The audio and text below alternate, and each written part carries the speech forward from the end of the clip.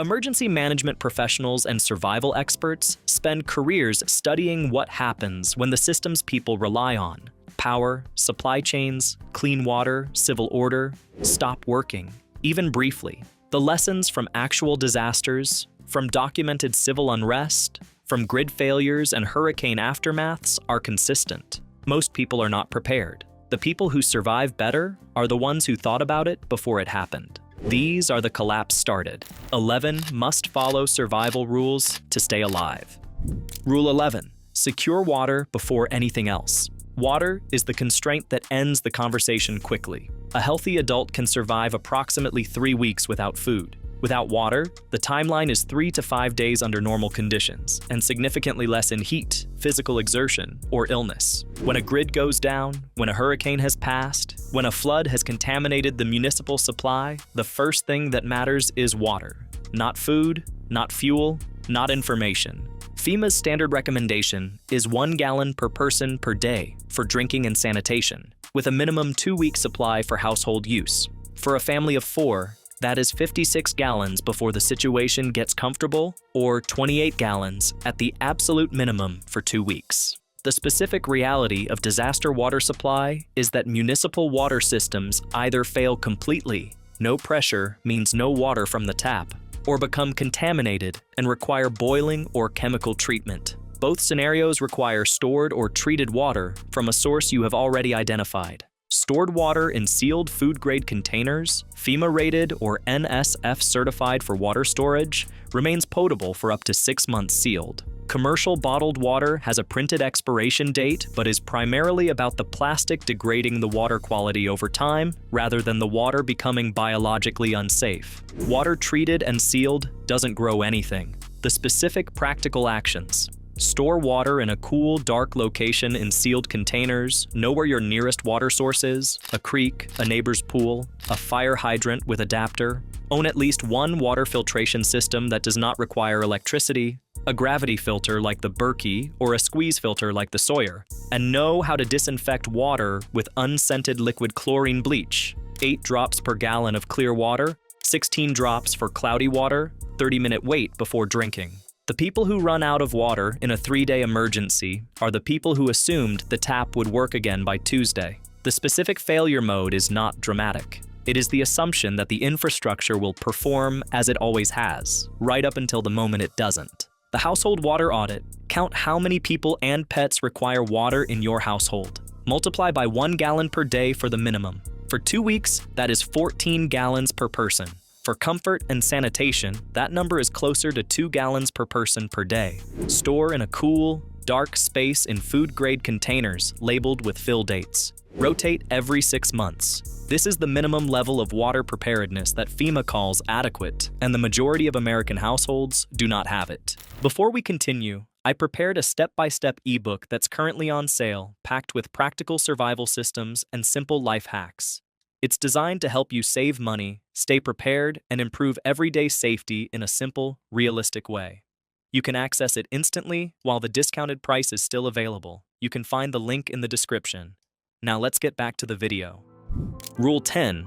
Food storage that actually works. The television version of emergency food storage is a basement full of MREs and freeze-dried meals. The practical version is incrementally building a rotating supply of food your household actually eats, stored in conditions that preserve it, with a realistic caloric accounting of how long it lasts. An average adult requires approximately 2,000 calories per day at rest, more under physical stress, cold temperatures, or if performing manual labor. A 30-day supply for one person is approximately 60,000 calories. For a family of 4, 240,000 calories. At 2,000 calories per pound of stored food, a rough average for grains, legumes, and dried staples. That is 120 pounds of food per person per month, which is a specific and non-trivial quantity. The most calorie-efficient and longest shelf-life staples are white rice, 25+ years sealed in oxygen-free containers,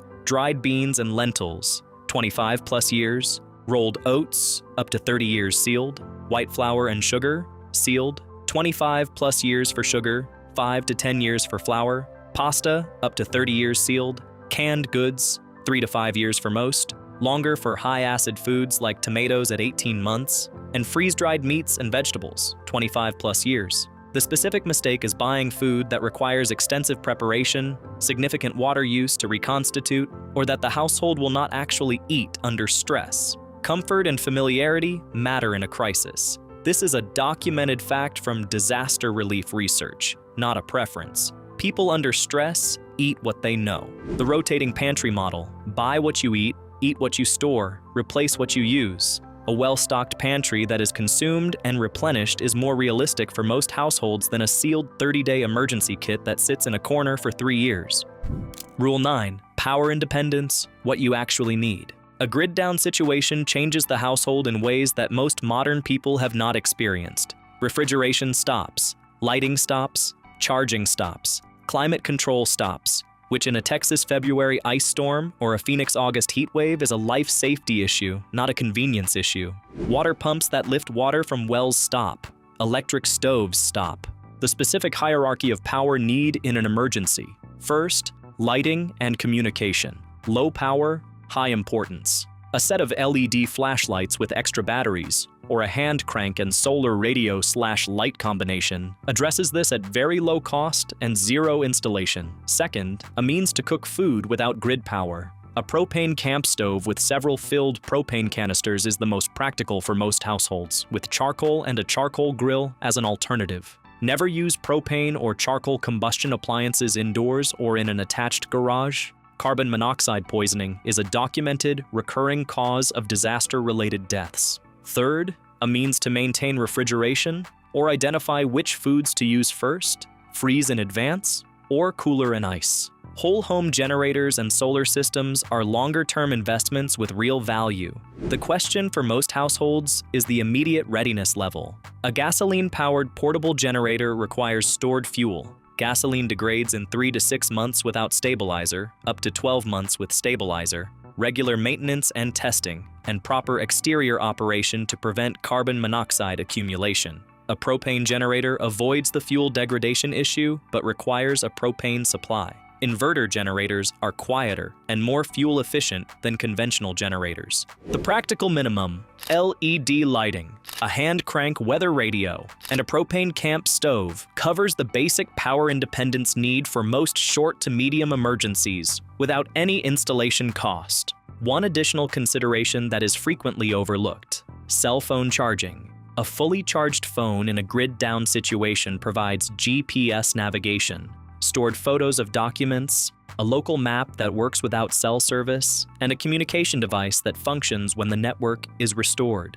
A 20,000 milliamp hour USB battery bank, available for $30 to $50, can charge a typical smartphone 8 to 10 times from a single charge. 2 of these, kept charged, provide approximately 3 weeks of once-per-day phone charging from a stored resource that requires no generator, no fuel, and no installation. This is the highest return single item most people are not storing. The propane supply calculation. A standard 1-pound propane canister provides approximately 1.5 to 2 hours of cooking heat at high flame, or approximately 2.5 to 3 hours of simmer. For 2 meals per day for a family of 4, 1 canister per 2 to 3 days is a reasonable estimate. For a 2-week supply, 6 to 8 canisters is the minimum. Propane canisters have no expiration date when sealed and can be stored for decades without degradation. Rule 8. Communications. Who to listen to and who to ignore. In an emergency, information quality degrades rapidly, and the volume of bad information increases in direct proportion to the severity of the situation. Social media fills with rumors, speculation, and deliberately false information within hours of any significant event. Local television and radio stations, if they remain operational, provide verified official information from emergency management agencies. NOAA weather radio broadcasts continuously from 162.400 to 162.550 MHz and is the most reliable single source of official emergency information available without internet access. The specific tools: a battery-powered or hand-crank AM/FM/NOAA weather radio is the single most important communications device for emergency situations. The Emergency Alert System,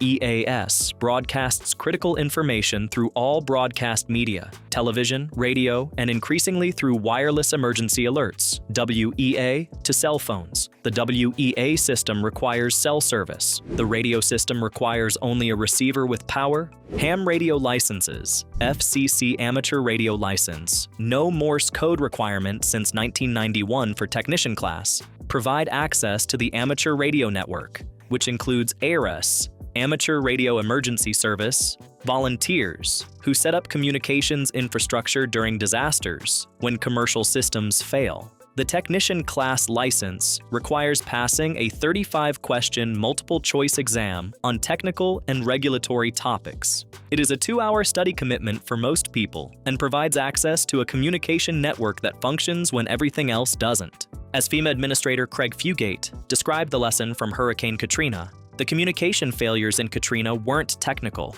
We had the technology. They were about who had the right information and who had the right equipment to receive and send it at the community level. The specific instruction: own a hand crank NOAA weather radio before you own anything else in your emergency kit.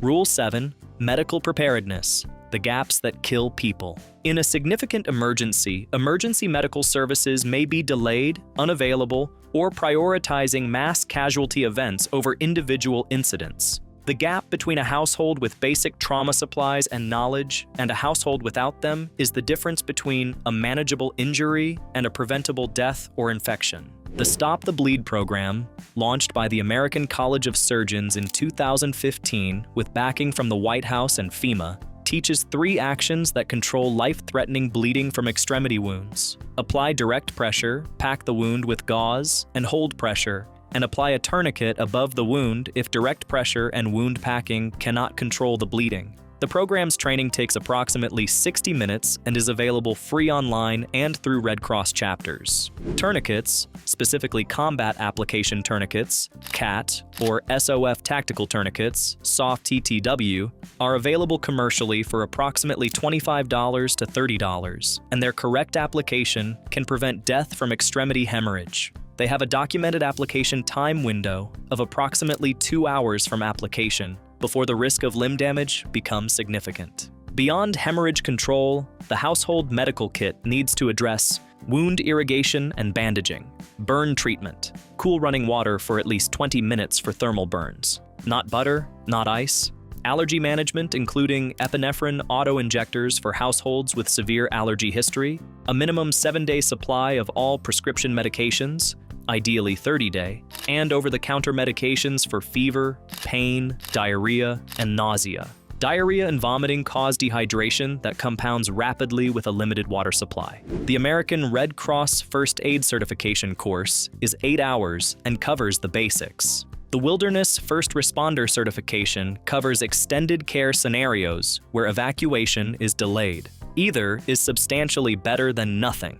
Rule 6. Shelter and temperature management. Hypothermia kills faster than most people expect, in temperatures that most people do not consider dangerous. Hypothermia begins when core body temperature drops below 95 degrees Fahrenheit, 35 degrees Celsius, and can occur at temperatures well above freezing, 50 degrees Fahrenheit, 10 degrees Celsius. Combined with wind and wet clothing is sufficient to produce hypothermia in a person who cannot generate or retain sufficient body heat. The elderly, the very young, and those in poor physical condition reach dangerous core temperature loss faster. The specific shelter hierarchy. Your existing home is the best shelter if it is structurally sound. If the heat is off in winter, the thermal mass of the building retains heat longer than most people expect. A well-insulated house may take 24 to 48 hours to drop below 50 degrees Fahrenheit in freezing weather, but passive solar heat gained from south-facing windows and congregation in one room with sealed doors can significantly extend the livable period.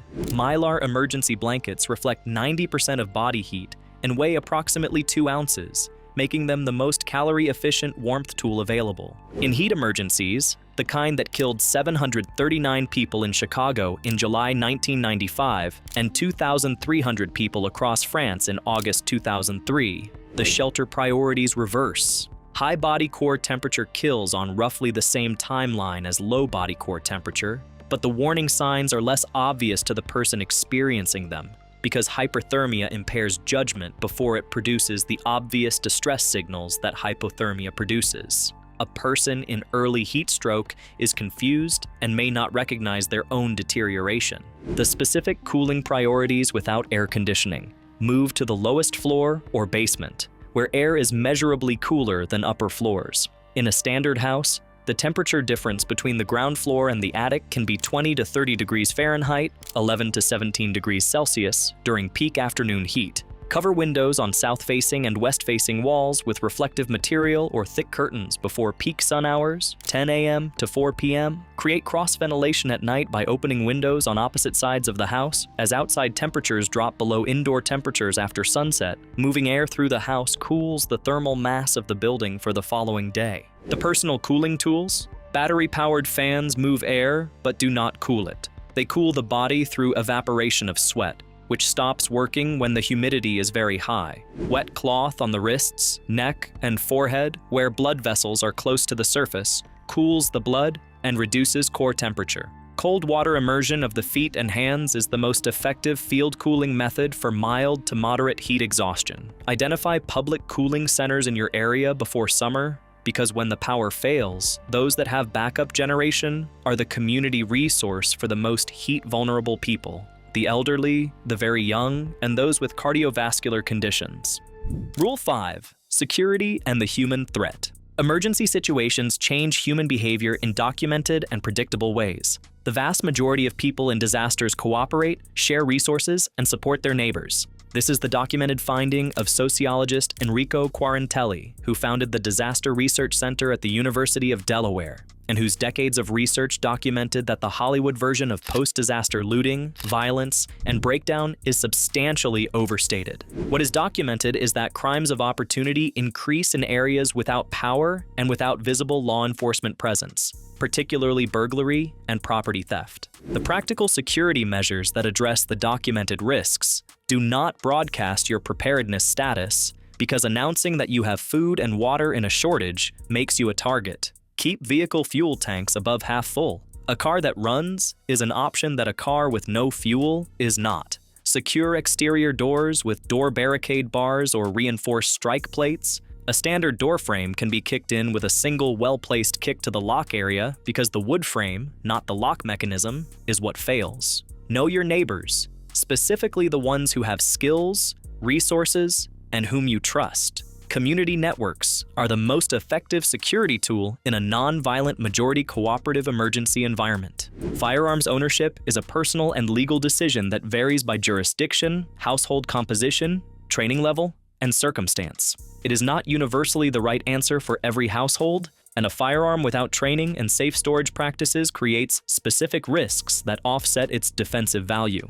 What is universally the right answer regardless of firearms stance is the community approach. The research on disaster behavior is consistent. The communities that fare best in extended emergencies are the ones with existing social capital, the neighborhoods where people know each other, where trust exists before the crisis, where there are established channels for sharing information and resources. Robert Putnam's research on social capital, Enrico Quarantelli's disaster research, and the post-disaster assessments of FEMA and RAND all point to the same finding. The individual household with the best gear but no community connections is more vulnerable than a household with modest gear and strong neighborhood relationships. The person who has introduced themselves to their neighbors, who knows who has medical training and who has a generator and who has a working well, is better positioned than the person who has $5,000 in survival gear and does not know the name of the person next door. Rule 4.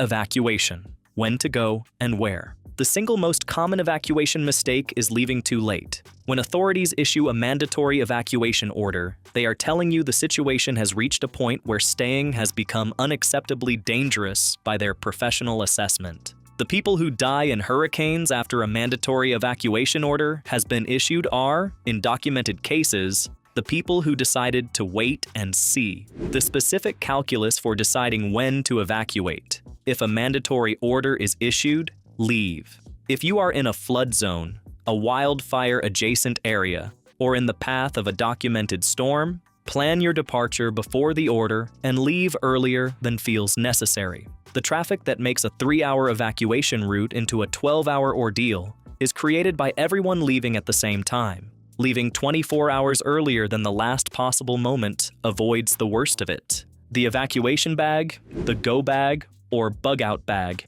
is a single bag or container that can be grabbed in under 5 minutes and contains water and a water filter, 72 hours of calorie-dense food, first aid basics, copies of critical documents, ID, insurance, medical records, paper copies plus photos on a USB drive or phone, a phone charger and battery bank, cash in small bills, ATMs and card readers fail without power, a change of weather-appropriate clothing, medications, and a map of your planned route. The map is not a redundancy if your phone's navigation stops working. Paper maps of your state and the states between you and your destination are a specific and practical item. The destination plan. Know before you need it where you are going, what the route options are, 2 routes in case one is blocked, and whether anyone at the destination knows you are coming. The specific document preparation for evacuation that most people don't do. Photograph or scan every important document and store the images on a thumb drive in a waterproof bag in your go bag,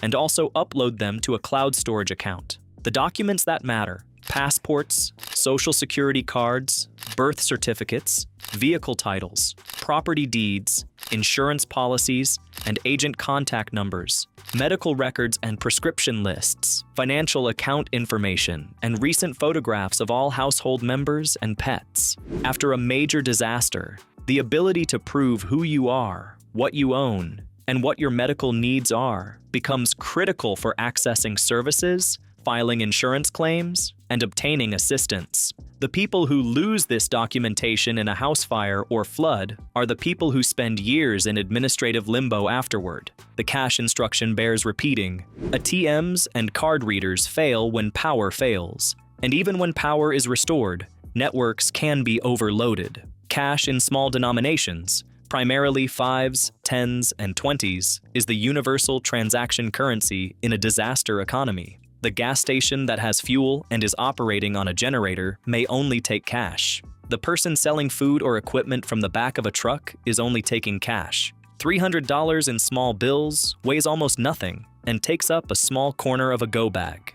Rule 3, Financial Resilience, the overlooked preparation. The financial dimension of emergency preparedness is the one that personal finance and survival communities rarely overlap on, despite the fact that the most common emergency most Americans will face is financial rather than physical. A job loss, a medical emergency, or a natural disaster that destroys property without adequate insurance is a financial collapse at the household level, and it is measurably more likely than a grid-down societal collapse. The Federal Reserve's Survey of Consumer Finances has consistently found that approximately 40% of Americans cannot cover a $400 emergency expense from cash savings. In a scenario where a hurricane, a wildfire, or a flood displaces a household from its home, the absence of an emergency fund, adequate insurance, and accessible cash creates a financial crisis that compounds the physical one.